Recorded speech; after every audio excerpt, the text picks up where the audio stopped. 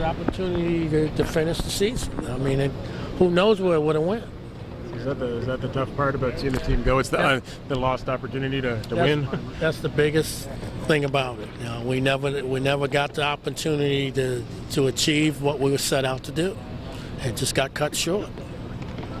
It's getting cut for good now. How does that hit you? Well, I mean,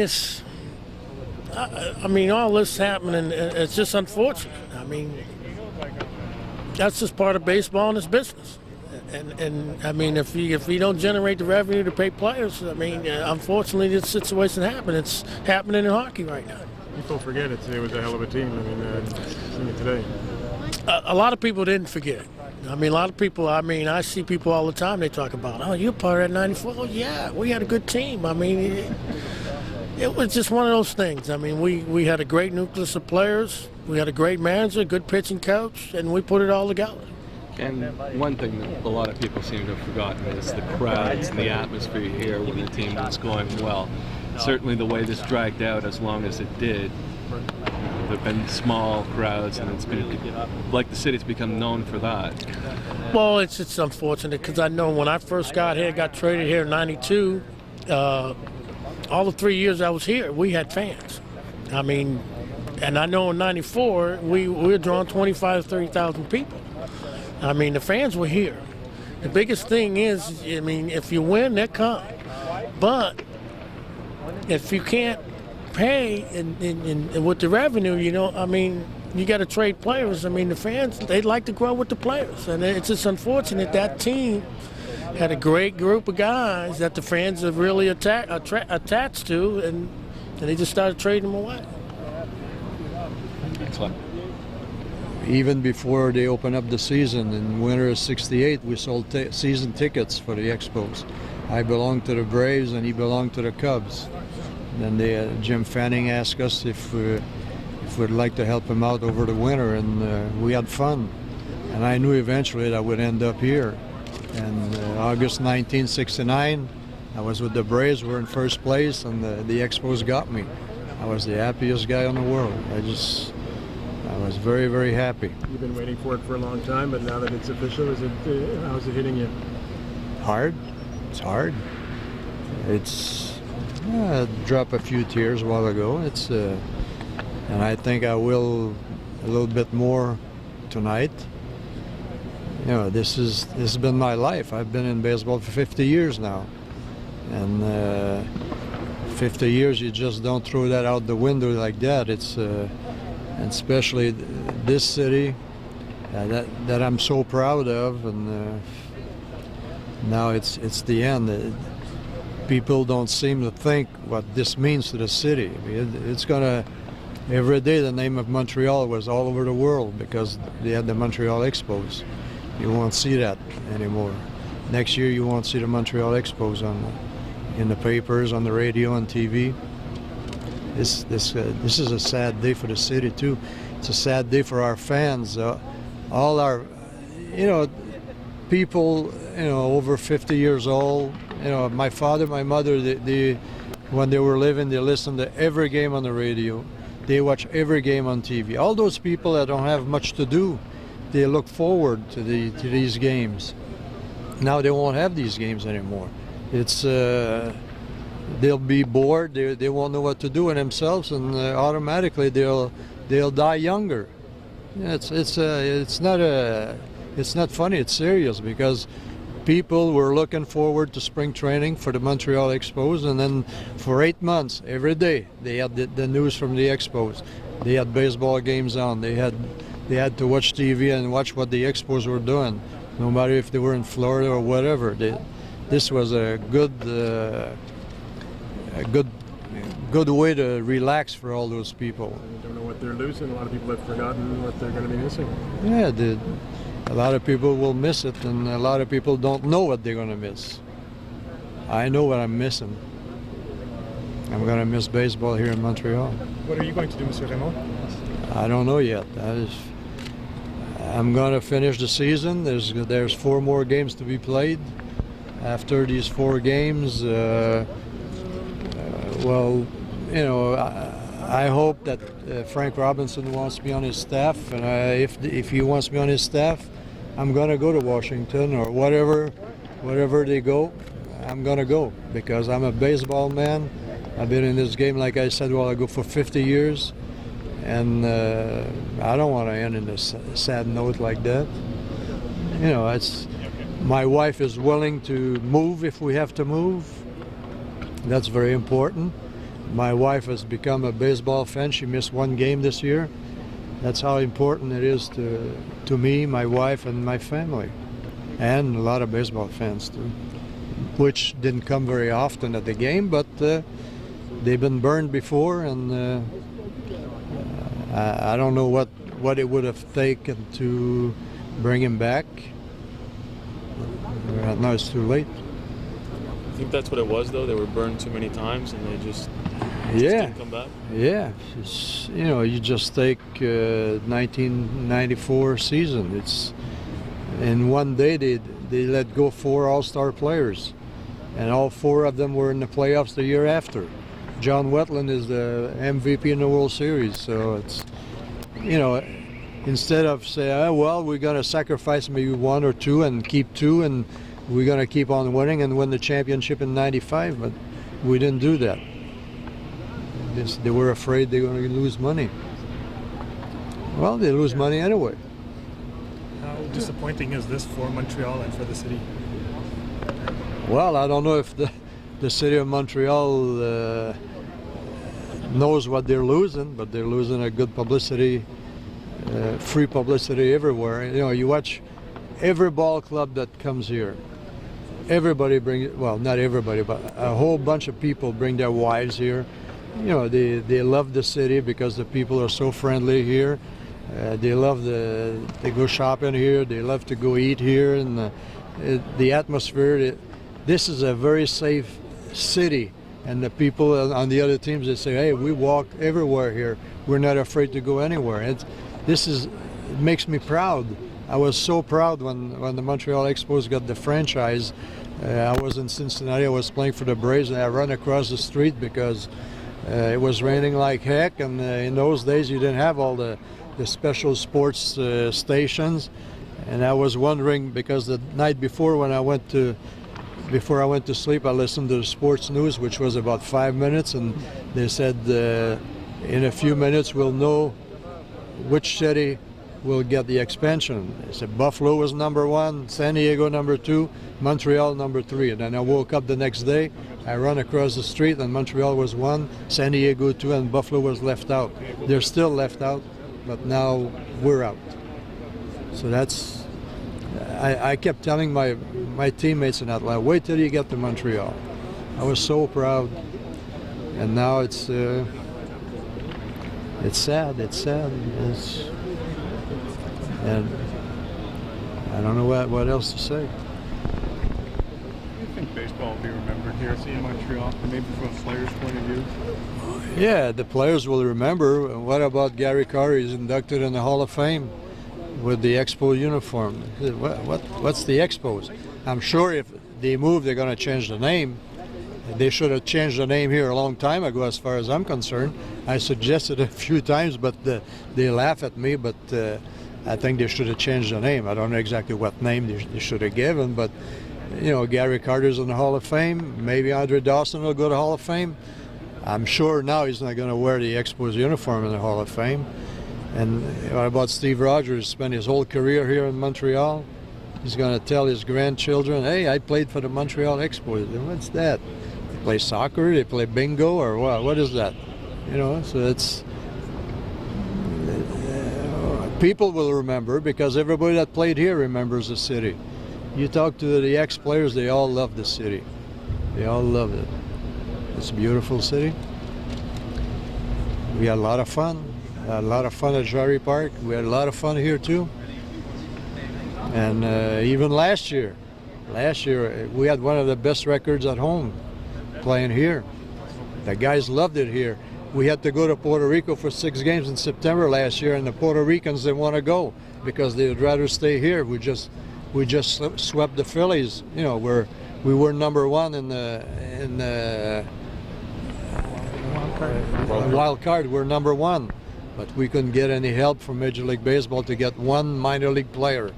So we folded, and then we finally played over 500, but our hopes went down the drain from there on. Thank you, Claude. Okay, thank you. Visits and visits to friends and things. That's what it's all about. It's not about just coming out here and playing baseball. It's about enjoying your time, your stay in the city, and that's why I enjoyed here, because I made a lot of good friends and a lot of friends I'm going to miss. What's your greatest memory here so far in the 4 years you've been in Montreal? That's a tough question. There's been a lot of positives, and I think last year, seeing what we did and being tied for the wild card so late in the season and having 20, 30,000 pack this place every night, it was a great experience, and it showed me what things could be like. And as for if you have any message to give to the fans of Montreal or Expos fans all across Canada, what would you say? Well, it's going to be a sad night. A lot of people put a lot of heart and soul in this organization for a long time, and and I've experienced a little bit last year, like I said, and it's when you have something strung on for 30 plus years, it's always tough to make a change, and it's unfortunate, but I think it's probably for the best. And you're hoping to give Expos fans hopefully what'll be a great show? Yeah, I hope so. Us and the Marlins are, we have pretty good battles anyway, but to put, the last game probably in Montreal history and to have the fans come out, and it's going to be loud and pretty crazy in here, I bet, tonight. All right, thanks. Brad, I know the other guys probably asked this, but when Tony told you guys, Frank said there wasn't much of a reaction. What was the reaction? Just I don't know. We've been preparing for this day for a while now, and I don't know if guys were in shock or, I couldn't really tell, but, I think for some of us, even me, until we actually go to D.C., I don't really feel like it might not be done. I don't know. It's hard to say. There's been a lot of questions we asked in the past 3 or 4 days that, what else is there to ask? We've been kind of, wait and see what people say, and then we do it anyway. So what's our questions going to do? right. All right. Because it was a young franchise, in the late '60s, and it grew to be one of the franchises that everybody kind of didn't want to play against. And there's a lot of great players that have come through here that are still playing in other organizations, and it was just great to wear a Montreal Expo uniform when I was here. Tim, obviously your number was retired earlier this summer. It must be kind of hard knowing it's only going to be retired for about 3 months. Yeah, I was just telling someone that just the other day. To get your number retired and it only stays up on the wall for like 2 months. But hopefully they'll take it to the next stadium. But it's just saddening, to know that there will no longer be a Montreal jersey written across the jersey of a team. And I just feel bad for the fans, because I still feel that the fans here really deserve a baseball team. Tim, would you like to see Major League Baseball, Washington, keep this managerial and coaching staff intact next year? I would love for it to happen. When you move the team to another location, I would think it would be unfair for them to change coaching staff. You're not going to change the players, so why would you want to change the coaching staff? This coaching staff has done a great job of what they've had. I don't see no reason why they shouldn't be back. If that's not in the cards for next year, are you prepared to ride buses again in minor league levels, or are you major league or bust, so to speak, in terms of your own coaching? Well, that remains to be seen. There's a lot of other options out there, not necessarily just this team, but I'm fortunate that there are other options for me. I'm not too sure if that's the case for the guys that are here. That's on the major league level as far as coaching is concerned. I'm not sure if I'm ready to start riding any more buses, but it took its toll last year, so we'll see what happens. Tim, is that a sad day for you? Yes, it is. It's definitely a sad day. The only good thing about this tonight is that I'm here. That's the only good thing that I was able to be here for the last ball game. What's the feeling with the players right now? Is that the release feeling, or are they numb? Probably a little both. I think for the players, though, they finally know something. For the past 3 years, they wasn't real sure of what was going to happen. And now today, they finally got that answer. So I think it's a relief for them. I mean, this is it's Major League Baseball, and it's a business. And, as a player, you just have to go where they tell you to go. I'm sure you're flashing to a number of vivid memories of your various years here, from your best moments on the field to crazy moments like the first time you saw Yuppie and wondered, what the heck is that? Well, that was probably the weirdest moment, but there's probably so many best moments and so many bad moments, I can't even think of any one that's outdo the other. But the one moment, though, I think that something I always remember was when we clinched in New York to go to the playoff in '81. That has to rank as my favorite. And I would say the bad moment was when the ball went over center field wall. Rick Mundy hit the home run that kept us from going to the World Series. Those two moments, I think, sticks out. I don't want to get too personal, but we Montrealers do like to think that not only did this town help make some people better ball players, but better people as well. Would you include yourself in that? Almost definitely. I mean, like I said earlier, I grew up here. I mean, I was a kid when I first got here, and after a couple of years, I had to mature quite quickly. And I think being able to do that at an early age not only made me a better person, made me a better player, and I would say I owe all that to the Expo organization and my teammates, but to do it in front of the fans was definitely as well important, because to hear the fans in here screaming the way they did here just makes you want to be that type of player. Thanks for sharing. Can you explain to us what happened here? Why it didn't work? Why the Expo are leaving for Washington? If I knew the answer, I can tell you. I'm the wrong person to ask. I mean, I would say a number of things. I would say salaries escalating. Free agency plays a big role in the destruction of some of the better players here. Organization not being able to have the money to sign guys. You could probably go on and on. I mean, having an owner, after Charles Bronfman left, he couldn't keep an owner for more than 2 or 3 years. And I think when you have situations like that, it's hard for someone to come in here and do the right things. And it's just unfortunate that now Major League Baseball had to step in and do what they did. So, I mean, there's a number of reasons. I mean, you can't pinpoint one thing, but there's a lot of reasons why.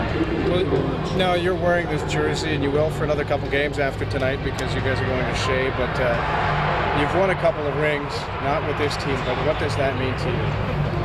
It means a lot. I mean, it means this is where I started. To see the red, white, and blue M, it's a part of me. It's a part of my career. It's a part of my career that outlasts any other team. And it's the one emblem that I'll always remember. Is it you, though? Are you a Montreal Expo? Would you go as far as to say that? Most definitely. If anyone ever asked me, what team I like the best or who I like, the city I like playing for the most, it would definitely be Montreal. What are you saddest the most of? Is it, especially for some of the younger players who've been playing in front of 3,000, 4,000 fans? You saw some pretty amazing fans here.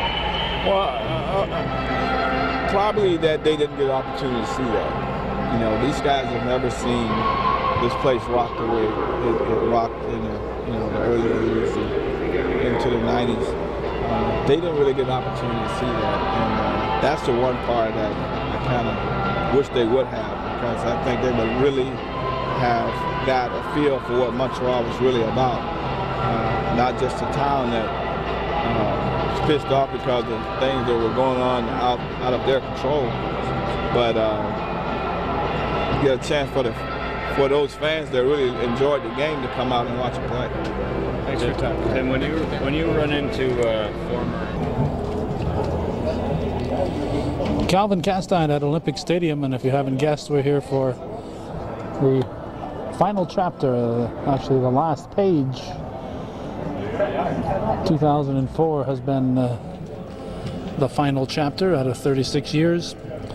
And the last page will turn tonight on the home history of the Montreal Expos, September 29th, 2004.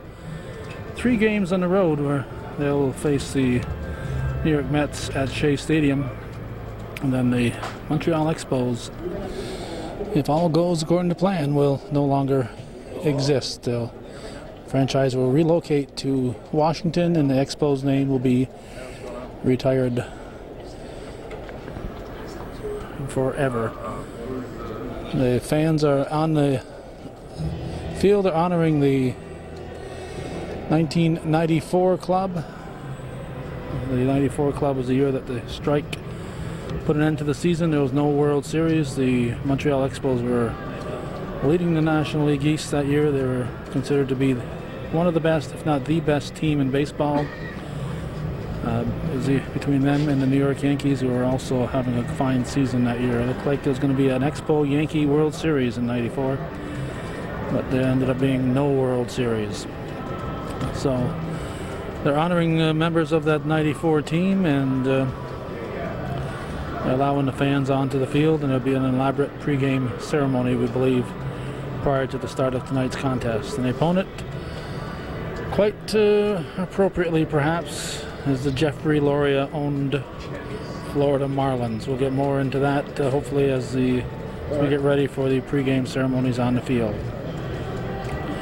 Joining me tonight is Gary Castine, who will be handling the microphone on, as we've seen already probably. We've had a bunch of interviews we've jumped in on, and Gary's been holding the microphone for us as we try to capture as much as we can on this last page of the Montreal Expos story.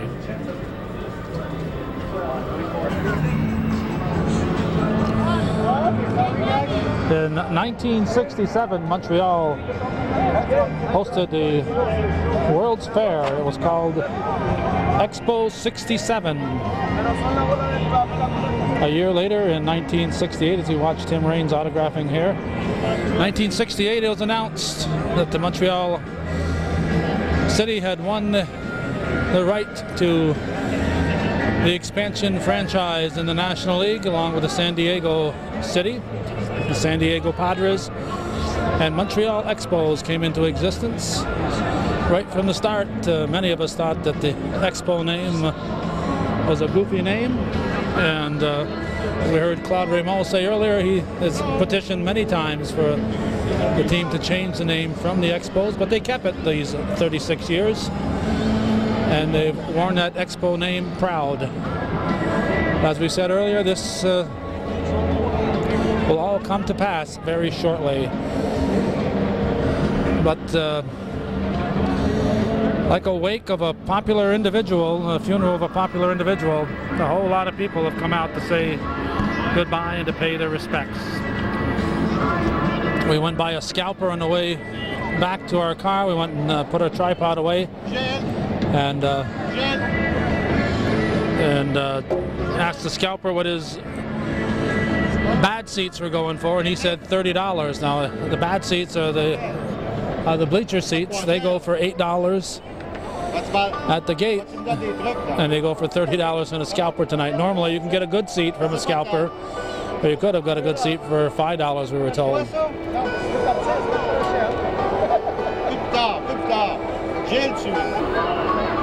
According to the public address announcer, Marc Lavalier, there it is. It's going to start at 6:21. He's starting a few seconds early. Hello everyone, welcome to Olympic Stadium tonight. Tonight's pregame gets underway. Claude Raymond is already on the field from St. John sur Richelieu. We're invited to get your Expos baseball scorecard. In a few moments, the starting lineups. They're expecting a crowd, I would expect to be over 30,000 now at this point, and people were backed up. I think we'll be seeing people coming in with their tickets in the third and fourth inning, just coming in here. They're not going to rip up the tickets tonight, so everybody coming will have a souvenir, the entire ticket. Florida Marlins manager Jack. There's a lineup for the Marlins. Juan Pierre, center field. There we go! Come outside! Deuxième receveur, Paul DeLuca, catcher. troisième graveur, third, le voltigeur de gauche, Miguel Cabrera, left fielder. Miguel Cabrera. There we go! Quatrième graveur, troisième but, le numéro 10. Third baseman Mike Lowell. Okay, passa! Cinquième graveur, First baseman Jeff Conine. first baseman number 18, Jeff Conine. Sixième graveur, batting sixth, le voltigeur de droite, le numéro 3. Right fielder number 3, Chris. Chris Aguila is the right fielder. Luis Castillo, second baseman. Alex Gonzalez, shortstop. Not to be confused with the Alex Gonzalez who was here for a couple of months, came over in the Orlando Cabrera trade. But here's a fellow who was here before, Carl Pavano. He was traded for Cliff Floyd 2 seasons ago, and I would call turned out to be a very bad trade. Cliff Floyd was useless here in Montreal, and Pavano's gone to become one of the best pitchers in the majors this year. There's the final Expo starting lineup at Olympic Stadium. Brad Wilkerson, center, first base. There's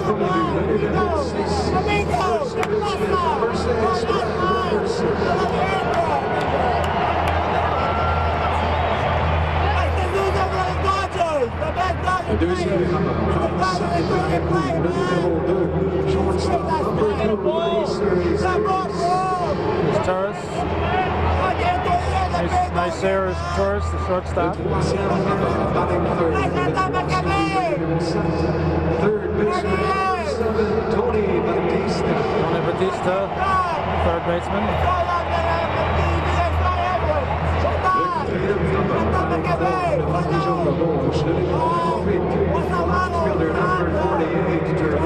Now Sledge, the left fielder.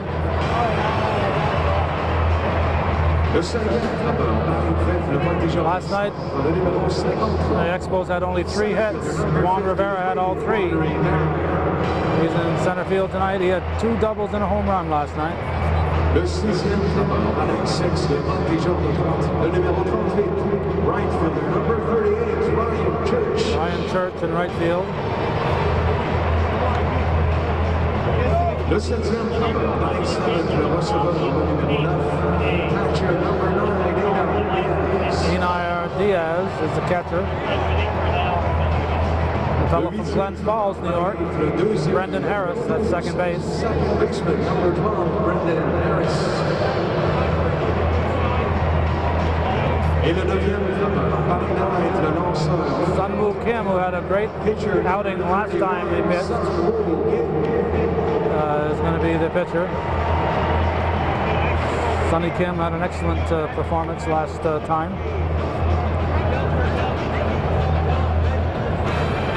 Last time out. And of course, UP is here. What will happen to UP?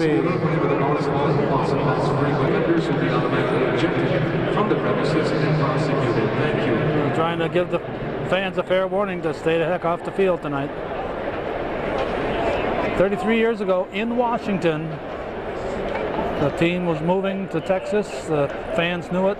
Last game of the season, 2 outs in the 9th, and the fans went berserk and tore up the place. And the Senators were leading, and they ended up having to forfeit to the Yankees after leading at 7-5. The fans caused them to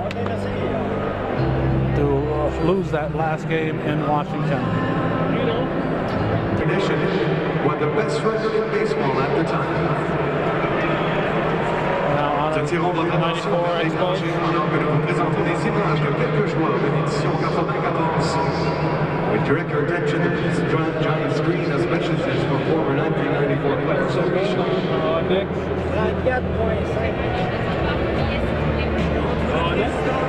going to put it on the screen too. Felipe Alou, who was the manager then.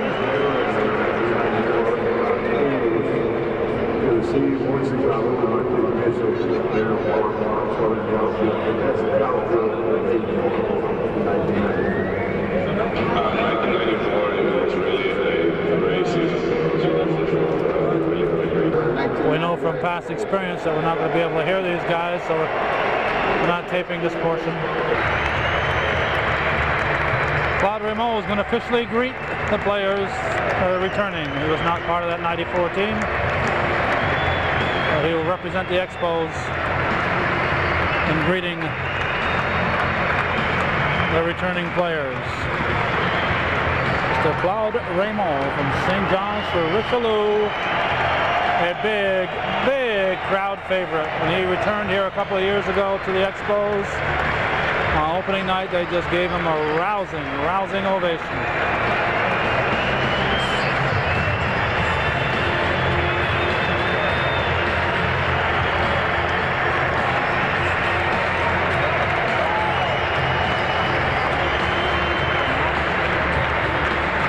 Open up the upper deck.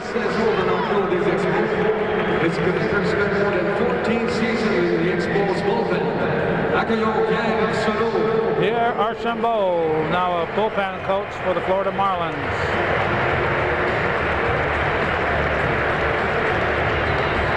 He went with the Gloria group when they moved to Florida. Offered a job and he took it. With the 94 team, accueillons please welcome Joey Eischen. Joey Eischen, who was a rookie on that 94 team, now still a big part of the Expos.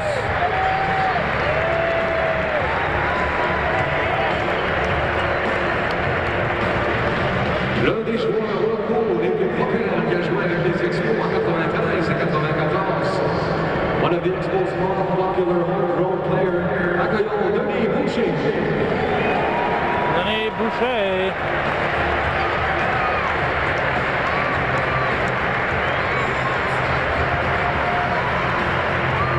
A Canadian homegrown player. Denis Boucher. Ce frappeur ambidex représentait la vitesse de l'équipe et était l'un des meilleurs frappeurs sur l'aile. Switch hitter was the Expos speed and pinch hit specialist on the bench. Accueillons welcome Will Fraser. Will Fraser. And they're looing him.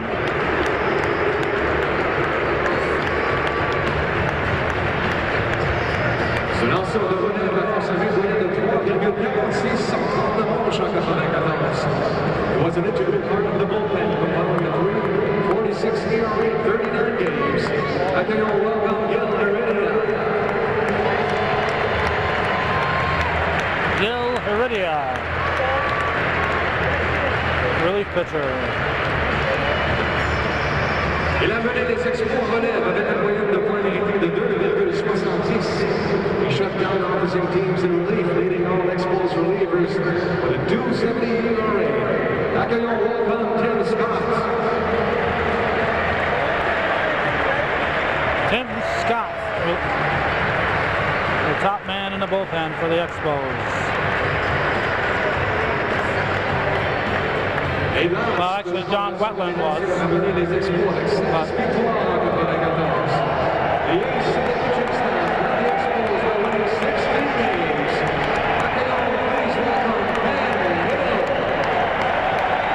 Ken Hill Obviously a big fan favorite. We heard him talking earlier.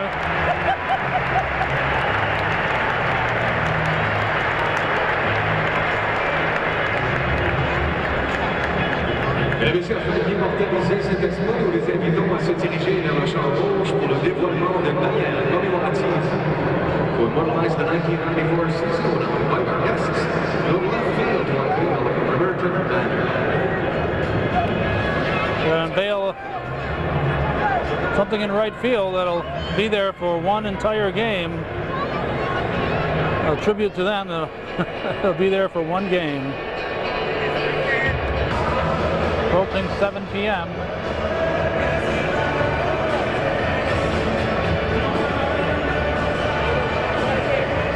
There's a tribute.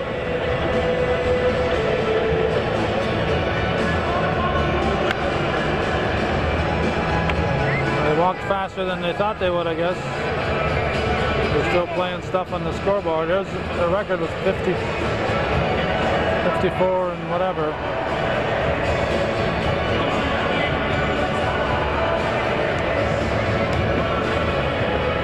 I think they just showed their final record 74 and 40 at the time of strike. 74 and 40. There it is.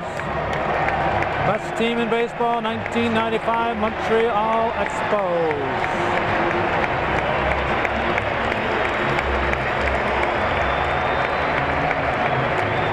Unveiled at 7 o'clock.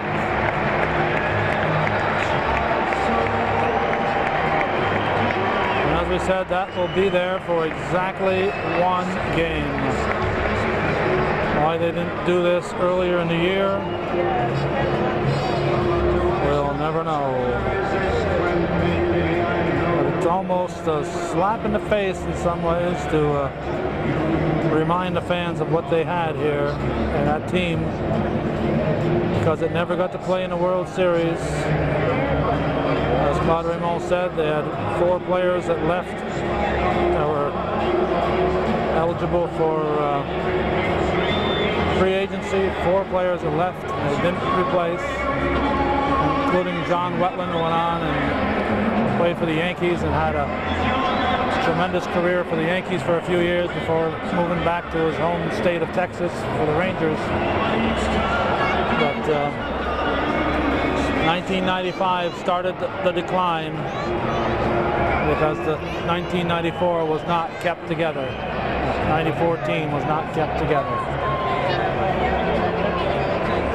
And the fans just got tired of year after year of the team not keeping their free agents. As Claude Raymond said, they didn't keep them because they didn't want to lose money. Because they lost them, attendance was down the following year, and they lost money because of that. Well, if the owners had faith in the fans and signed them, I don't think we'd be here today under these circumstances. Throw tonight's first pitch, please welcome again, Ken Hill will have the honors. There's the first pitch. Looks like a split finger slow ball. And Cordero playing catcher tonight, just because he wanted to get in the picture with these guys. Okay, let's go. The class of '94. 10 years ago. The World Series that was never played.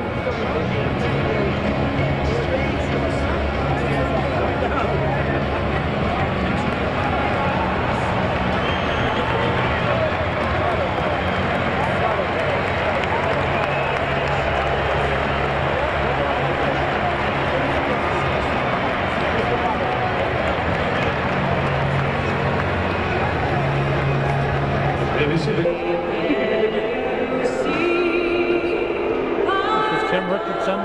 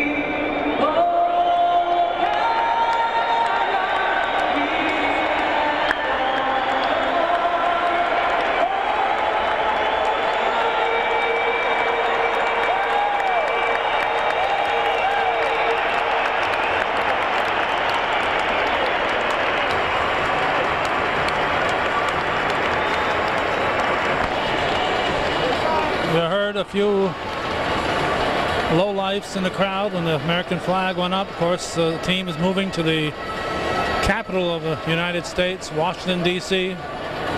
Heard them boo.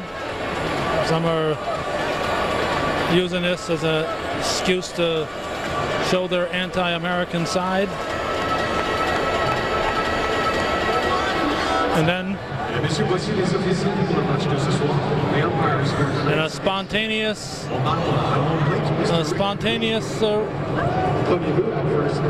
response, the fans cheered.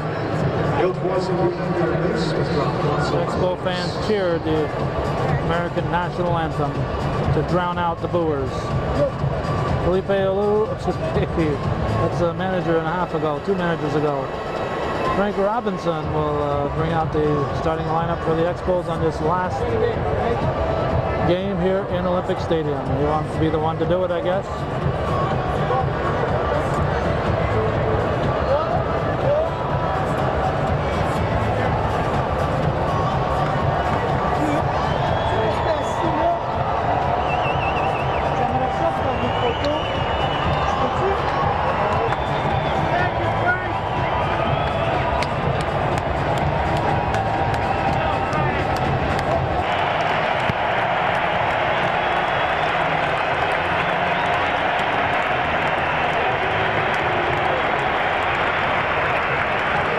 On the field for the final time, on the home field for the final time to start the game.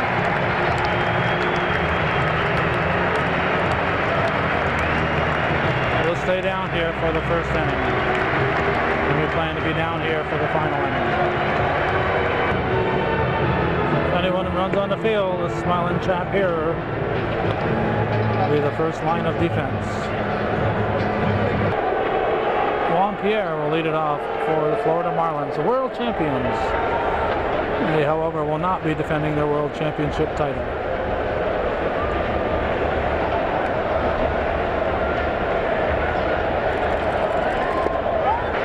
First pitch of the final game is a strike. Final home game, they have 3 more on the road in New York.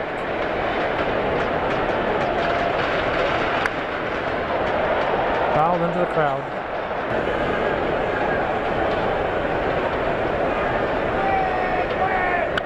Fouled back.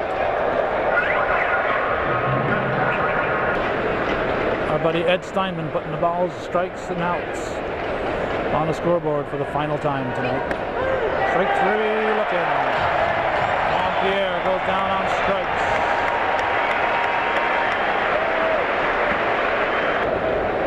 Paul Loduca steps in, replaces Ivan Rodriguez in the Florida lineup. From last year's team, that is.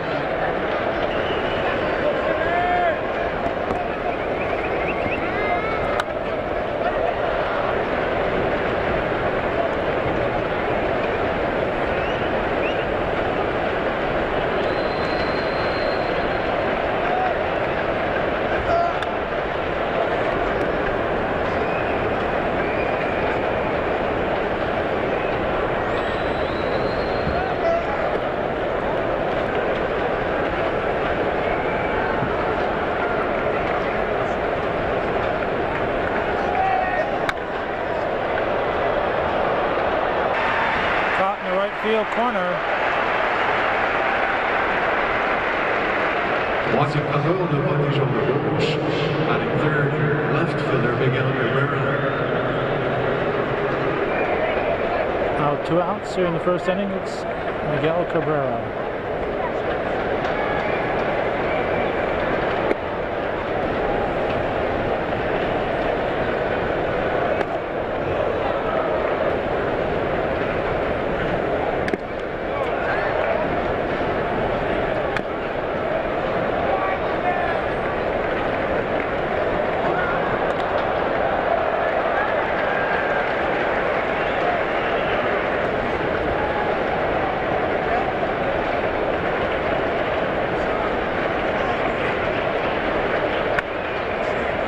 Fair territory.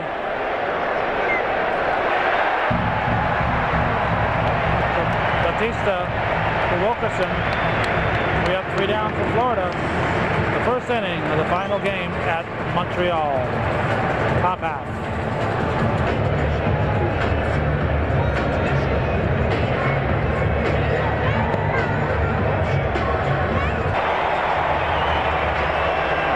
Wilkerson steps in.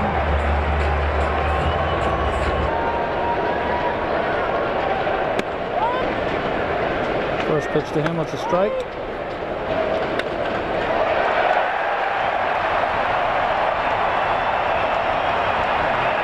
Base hit.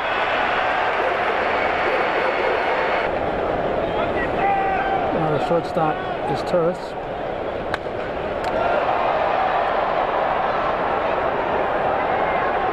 Hit the left. Looked like the center fielder was waiting for it. Hit the left, 1 out. There's up Tony Batista now.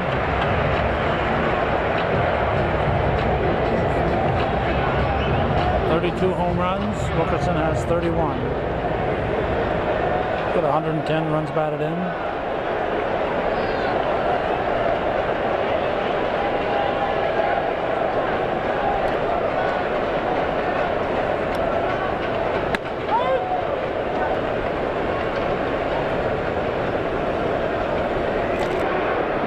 Put chickens on the scoreboard every time the throw goes to first.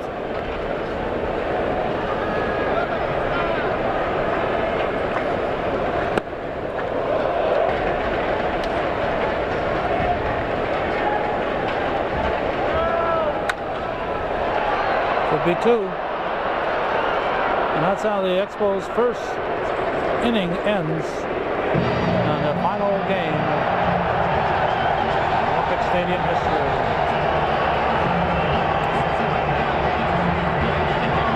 Three up, 3 down for both teams. We'll be back late in the game for more action.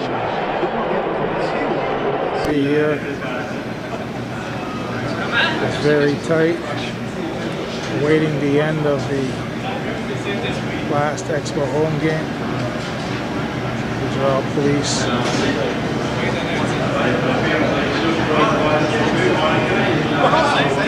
Ready for anything?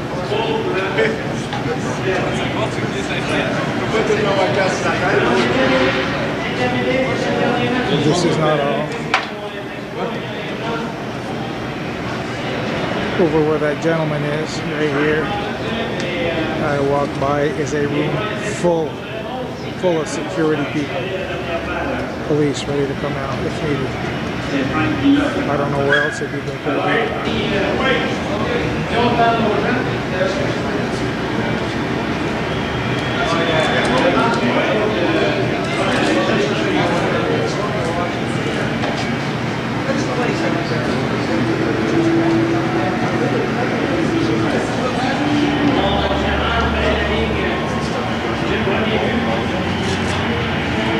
As you see, they're waiting with all kinds of weapons.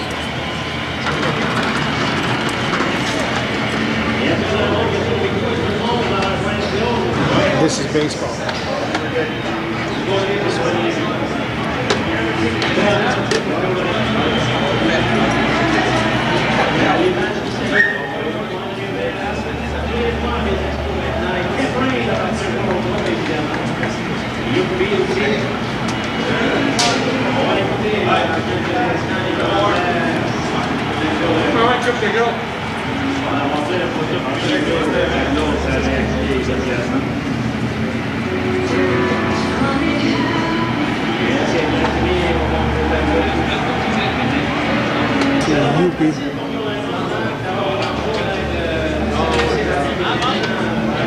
Getting ready to greet, say goodbye to the There goes the security on the field. Protect these men as they come in.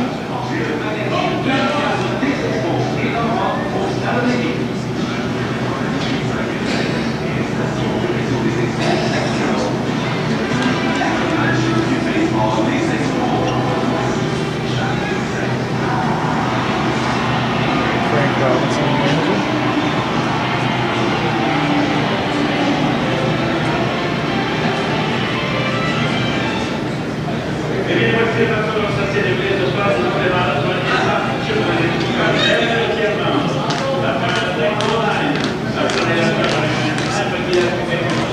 Brad Wilkerson,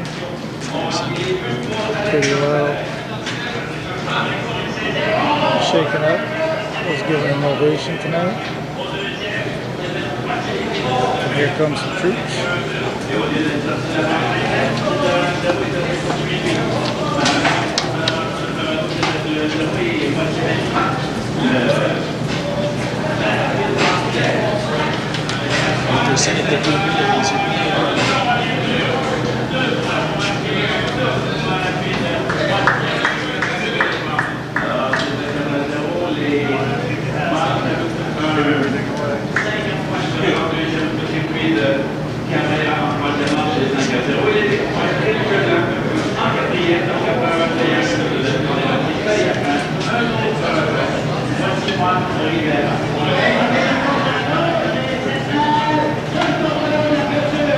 Montreal Expos coming down after their last game here in Montreal.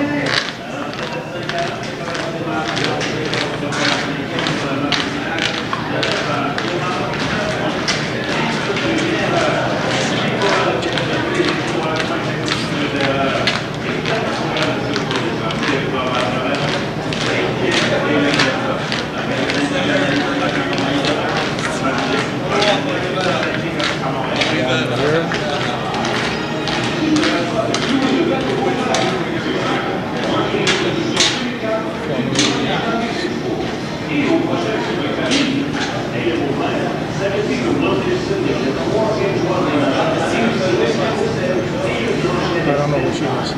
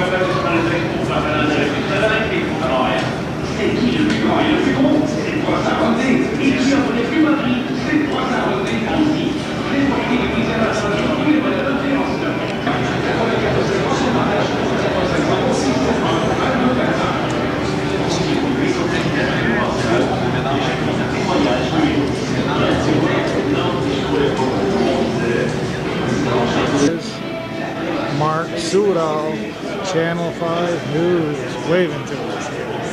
How you doing, Mark? Oh, there he is. He's trying to take one of the Expos jobs, I guess. Oh, he wants him to challenge Mark to a baseball game, but I don't think, I don't know how Mark would do. He's ready for the challenge. In rare footage is the man usually behind the camera.